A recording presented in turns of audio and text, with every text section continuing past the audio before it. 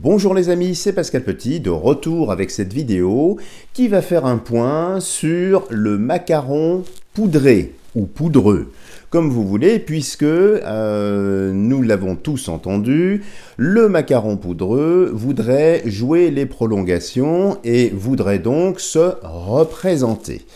Alors, nous allons faire un point parce qu'il y a beaucoup, effectivement, d'inquiétudes de votre part, que je partage du reste, et j'ai eu beaucoup de demandes pour faire rapidement un tirage sur cette perspective. Alors, ce que je vous propose dans cette vidéo, parce que le sujet est quand même d'importance, c'est de faire en fait deux tirages. Nous allons d'abord commencer avec le tarot, K-, pour voir un petit peu les tendances, s'il a ses chances ou pas du tout, qu'est-ce qui va se passer. Et pour en savoir un petit peu plus, ce que je vous propose, c'est d'enchaîner avec un tirage en 9 cartes avec le grand oracle français. Donc là, on va déjà voir les grandes forces en présence, ce qui ressort du tarot, parce que, encore une fois, là, c'est quelque chose de très important qui peut nous impacter. Donc, nous allons commencer avec le tarot. Alors regardez bien jusqu'à la fin de cette vidéo. J'en profite pour vous remercier vraiment chaleureusement pour tous vos encouragements. Merci de votre fidélité. Merci de tous ces soutiens que vous m'envoyez. Je n'ai pas le temps de répondre à tout le monde, bien évidemment, mais je lis de toute façon tout ce que vous m'écrivez. Donc n'hésitez pas à continuer et surtout à partager mes vidéos. Alors regardons tout de suite les chances du macaron poudreux. Alors, si vous ne le savez pas, je ne tiens pas compte dans le tarot du sens des cartes. Pour moi, elles doivent être toujours dans le même sens. Ça n'apporte rien, surtout que là, on veut chercher, si vous voulez, des grandes forces, qu'elles soient positives ou moins positives, bien évidemment. Alors, regardons tout de suite pour le macaron poudreux sur ses chances aux élections. Alors, regardons tout de suite la coupe ici. Alors, la coupe, il y a le soleil, alors qui est une carte évidemment éminemment positive ici, qui traduit aussi le peuple, la fratrie en règle générale. Alors, si effectivement c'est pour lui, ça a l'air d'être au soleil, ce qui serait plutôt négatif pour nous. Regardons ici. Et nous avons, regardez comme c'est beau, la Maison Dieu. Alors un contraste effectivement extrêmement intéressant. Donc ça peut sembler lumineux, mais il y a une catastrophe. Alors il y a différentes façons de lire cette coupe. Soit effectivement ici, il a toutes ses chances, va être élu et c'est la catastrophe pour nous. Soit quelque chose intervient et stoppe en quelque sorte sa réélection. Mais voyez, les forces sont quand même très tranchées, c'est pour ça que je voulais déjà avoir le tarot. Bon, ça c'est une coupe qui donne une tendance.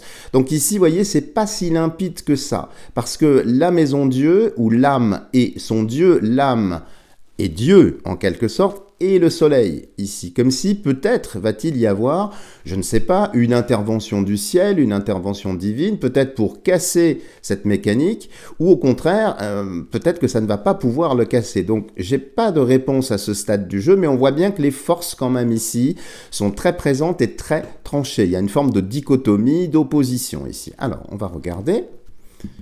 Nous allons le faire donc en 4 ou 5 cartes. Alors, chance du macaron poudreux.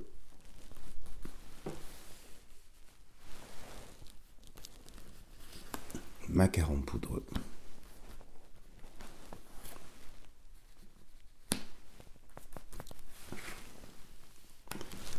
Voilà. Alors, nous verrons pour mettre la cinquième, nous ferons l'addition. Je sais qu'il y a certaines personnes qui en prennent une en plus. Moi, je préfère rester traditionnel et donc faire l'addition géomancique pour déterminer s'il y aura ou non ici une carte centrale qui, bien sûr, va nous permettre d'avoir une lecture plus objective. Alors, qu'est-ce qui ressort ici ? Nous avons ici la tempérance. Alors désolé, j'ai pris mon vieux tarot avec lequel je travaille depuis des années, donc l'iconographie est un petit peu évidemment usée ou frottée. Alors, la tempérance ici, c'est une lame de guérison. c'est aussi un ange, c'est aussi une lame donc dans la famille spirituelle. Donc tempérance qui peut vouloir dire aussi le temps de l'errance. Hein. Alors ici ça renvoie directement à une question, y aura-t-il ou non des élections? Je ne sais pas, mais quand on voit tempérance ici, indépendamment de la question que nous posons, il est possible que les élections ne se passent pas comme prévu, qu'il y ait un retard ou qu'il y ait quelque chose. Mais tempérance, c'est plutôt ici quelque chose qui est favorable, quelque chose qui vient guérir, qui vient nettoyer, qui vient enlever quelque chose. Alors, ça fait un lien évidemment aussi avec le C19, avec des remèdes, avec ce genre de choses, comme si cette lame-là, cette force-là, venait purifier, nettoyer, comme si c'était la fin d'un cycle ici. Regardons de l'autre côté. Alors, de l'autre côté, nous avons roue de fortune. Alors, la roue de fortune, c'est effectivement quelque chose qui est instable. C'est la fin d'un cycle. Alors, quand je vois ça, tempérance et roue de fortune, ça a l'air d'indiquer ici que, eh bien, toutes les bonnes choses, si j'ose dire, ont une fin. Et qu'ici, soit ça va repartir dans un nouveau cycle, soit le cycle va s'arrêter. Alors, vous remarquerez au passage ici que les trois personnages sur la roue de fortune sont quand même des petits diablotins, des démons ici. Hein. Donc, nous avons un ange ici de tempérance et puis trois petits démons, ce qui annonce de toute façon qu'il va y avoir très certainement fraude, magouille et autre chose. Mais roue de fortune ici, vous voyez, elle est posée sur de l'eau, hein, donc c'est pas très stable ici. Je ne sais pas dans quel sens va aller la roue, mais face à tempérance, si vous voulez, ça indique effectivement des choses qui ne sont pas stables par rapport à sa candidature. Il va y avoir très certainement des choses qui vont remonter. Regardons les influences du ciel. Nous avons ici l'amoureux, qui indique effectivement un choix, alors un choix de la part des électeurs, bien évidemment. Donc ce qui peut faire la différence ici, c'est évidemment les votes, ou les absences de vote, je ne sais pas. En tout cas, l'amoureux, ici, c'est quand même l'indication du ciel qu'il y a quand même des influences, ici, sur ce personnage central. Donc, dans ses chances, c'est pas du tout gagné, si vous voulez. Vous voyez, il y a une dualité ici que l'on retrouve dans tempérance, et puis ici, effectivement, une instabilité. Donc, c'est pas gagné, les amis, du tout, ici. Et sur la Terre, qu'est-ce que nous avons? Nous avons l'impératrice. Alors, qui a l'air d'indiquer ici, je n'en sais rien, hein, que ça peut être une femme, finalement. Alors bien sûr, nous pensons tous à la pécheresse, hein, je vous envoie regarder ma précédente vidéo, mais ici en tout cas, voyez, on voit bien sur le bouclier ici que une des ailes de l'aigle est mal formée, donc cet aigle ne peut pas voler. Et puis on voit bien que l'impératrice tient son sceptre, il n'est pas droit comme celui de l'empereur, vous voyez, il est légèrement bancal, légèrement penché, et elle regarde dans une autre direction. Alors nous allons faire tout de suite l'addition. Donc nous avons ici, si je ne me trompe pas, nous avons 13, 10 plus 3, 13, plus 14, plus 6, ça nous fait 33, 3 et 3, 6. C'est-à-dire que le jeu ne supportera pas une cinquième carte puisque nous tombons ici sur l'amoureux. Alors, il faut donc nous contenter de ce tirage ici. Eh bien, les amis, j'ai l'impression ici qu'il ne va pas réussir. Il va essayer, il va y avoir des magouilles, il va y avoir tout un tas de choses, mais si vous voulez, le jeu a l'air de pencher dans une autre direction qui serait cette impératrice. Alors ça peut effectivement être une femme, ça peut être aussi une autre idéologie. Attention, il ne faut pas le prendre également au sens premier. Alors chose intéressante ici aussi sur cet aigle, évidemment, vous savez que par rapport à la Russie, il y a le symbole de l'ours bien évidemment, mais aussi parfois le symbole de l'aigle. Côté États-Unis également, c'est également le symbole d'un aigle. Et comme cette aile ici n'est pas bien formée, ça a l'air d'indiquer aussi que pendant la période électorale, il va très certainement se passer des choses très importantes côté états-unien, et ça j'en reparlerai peut-être dans une autre vidéo, mais aussi dans ce qui se passe à l'heure actuelle dans l'U, plus loin CRE, plus loin NE. Donc ici, si vous voulez, sur les chances du poudreux, étant donné que c'est en 4 cartes, c'est pas gagné les amis. Il va y avoir du mouvement, ils vont essayer bien évidemment, mais il y a un mais. C'est pas un tirage franc, vous voyez, il y a beaucoup d'opposition, donc dans les forces en présence, les forces, la destinée en quelque sorte, ne semble pas aller dans le sens, du macaron poudreux, et c'est tant mieux pour nous. Alors, nous allons prendre à présent l'oracle français, pour justement en savoir un petit peu plus sur les circonstances, sur ce genre de choses. Mais on a déjà vu avec le tarot que c'était pas gagné, les amis, contrairement à ce que beaucoup peut-être redoutent ou pensent, hein, je ne sais pas. Puis il y a un côté artificiel. Bon, concentrons-nous à présent avec le grand oracle français. Quelles sont les chances du poudreux, du macaron poudreux, pour les prochaines élections? Qu'est-ce que l'oracle français a à nous dire? Regardons la coupe. Alors, nous avons ici les anneaux.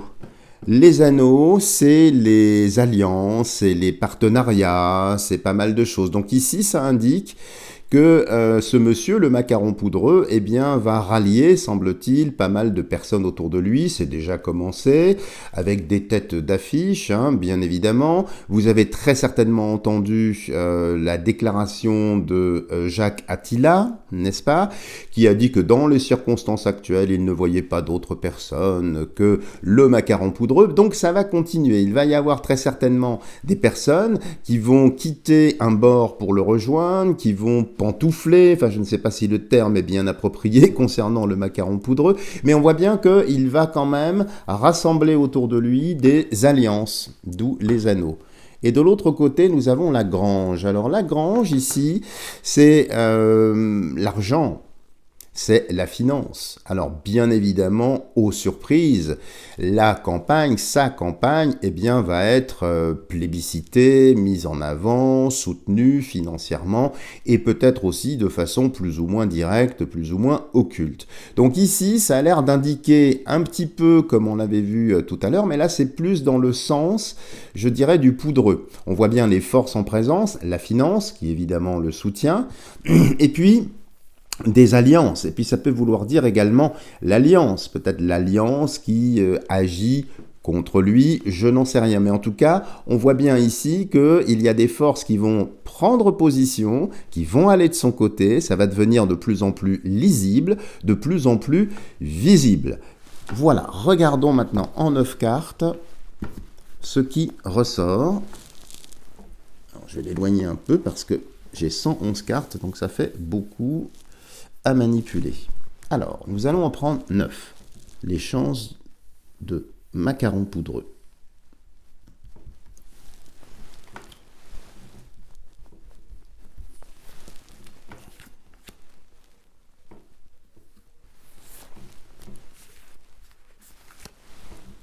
Quelles sont les chances du macaron poudreux?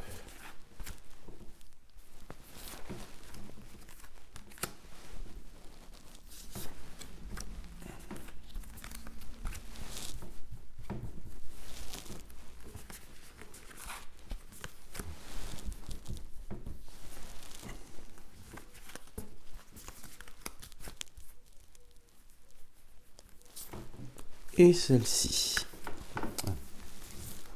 Je range le jeu et nous allons pouvoir commencer à placer les cartes sur la table de voyance. Alors, je dispose.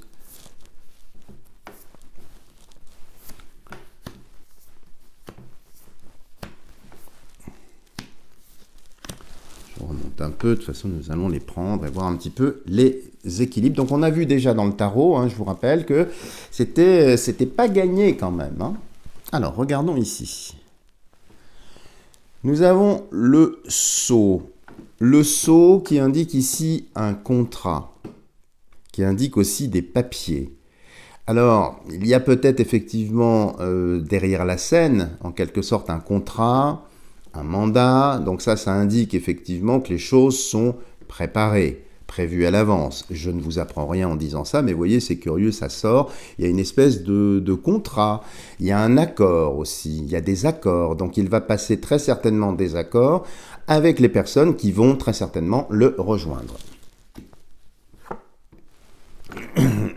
Pardon. L'échelle. L'échelle, c'est l'ascension, donc c'est une ascension assez facile ici. Donc on voit bien, déjà c'est très clair ici, qu'avec les alliances dont il va bénéficier, évidemment on va lui faire grimper l'échelle. Alors l'échelle des sondages, l'échelle de la popularité, le fait de se poser en homme soi-disant de guerre, eh bien ça a l'air, en tout cas c'est le narratif, d'en faire un homme d'État, etc., etc. Donc tout ça, si vous voulez, c'est très artificiel, mais on voit bien que les forces qui le soutiennent vont le plébisciter, vont le mettre en avant, alors peut-être d'une façon particulière, c'est-à-dire sans vraiment trop de communication, mais comme s'il allait, enfin moi je ressens quelque chose en opposition, vous voyez, c'est-à-dire il laisse parler les autres et ensuite il intervient. Et ici, qu'est-ce qu'il y a? L'été.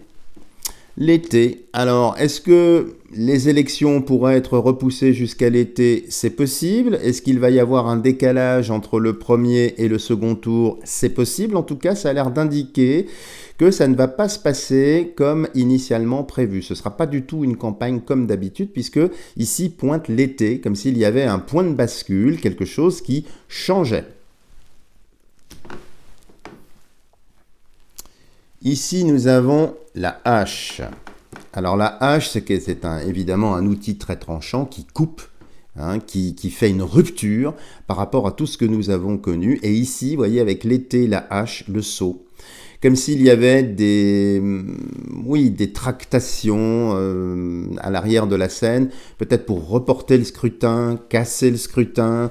Voilà, il y a quelque chose qui vient couper, qui vient retarder, voire empêcher. Alors non seulement la candidature du macaron poudreux, mais aussi de l'ensemble, j'allais dire, des candidats ici. La hache, ça vient casser, ça vient trancher. Et c'est une décision apparemment assez ferme, hein. La hache tombe comme ça, assez brutalement.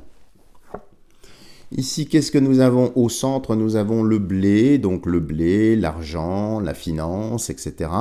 Alors ça peut vouloir dire aussi avec la hache une instabilité économique. Une inflation galopante, ça je ne vous apprends rien, qui va continuer. Bien évidemment, ce sera la faute de Vlad, vous pensez bien. Hein. Puisque ça ne fonctionne plus avec le C19, il faut bien ça. Mais le fait que ce soit central ici, le blé, l'argent, il y aura peut-être des décisions justement économiques pour juguler l'inflation, peu ou prou, hein, j'en sais rien. Mais en tout cas, la finance ici semble être mise à mal, en tout cas. Et nous avons ici le puits. Le puits, alors ça indique évidemment des troubles psychologiques, mais c'est comme si on tombait dans un gouffre, on tombait dans un puits. Donc ici, les amis, j'ai vraiment l'impression que déjà, c'est pas gagné, son élection, mais qu'en plus le scrutin lui-même, j'ai pas l'impression que ça va avoir lieu, ou si ça va avoir lieu, peut-être en 2 fois, je ne sais pas, mais il y a une chute, il y a quelqu'un qui tombe dans ce puits, qui tombe. Alors j'espère que c'est le macaron poudreux, hein. Effectivement, à force de prendre de la poudre, eh bien forcément on peut se prendre les pieds dans le tapis, hein, et tomber dans un gouffre.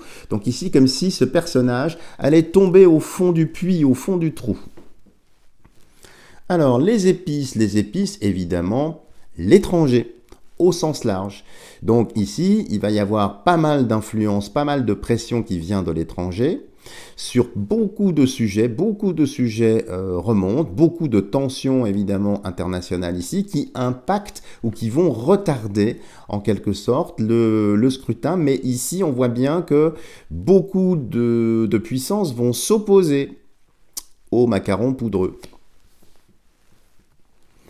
Ici, la roche. La roche, c'est plutôt de la partie intellectuelle, la partie réflexion, la partie stratégie, si on veut, d'un certain point de vue. Mais ici, ça montre bien que ça ne va pas du tout se passer comme il le souhaite, hein. Il y a vraiment quelque chose qui arrive, je ne sais pas ce que c'est, qui va limiter, empêcher, mais oui, c'est pas limpide. C'est pas limpide du tout, et c'est tant mieux, hein. Et la dernière, qu'est-ce que nous avons? L'orage. Alors l'orage ici, évidemment, c'est assez puissant. C'est un événement qui peut être très violent. Ça peut être, pardon de le dire, un attentat sous faux drapeau, un événement qui vient casser, qui vient retarder, qui vient déplacer en quelque sorte ce scrutin. Donc voilà les amis ce que je peux dire. Nous en referons peut-être en fonction des événements, hein, bien évidemment, mais là, alors je ne vous demande pas de me croire aveuglément, hein, évidemment ce ne sont que des ressentis, mais c'est pas limpide, donc pour moi il n'a pas gagné, hein. Donc laissez, je dirais, les moutons braire, laissez le narratif se dérouler, mais apparemment ici, il y a des choses qui vont empêcher son accession au trône. Voilà les amis, si vous avez aimé cette vidéo, n'hésitez pas à me lâcher des tonnes de petits pouces en l'air, de faire voyager ces vidéos au maximum, et puis je demeure à votre entière disposition pour effectuer des tirages personnalisés. Si vous êtes intéressé, vous avez tout ce qu'il faut sous la vidéo pour me rejoindre. Voilà les amis, je vous dis à bientôt pour une prochaine vidéo.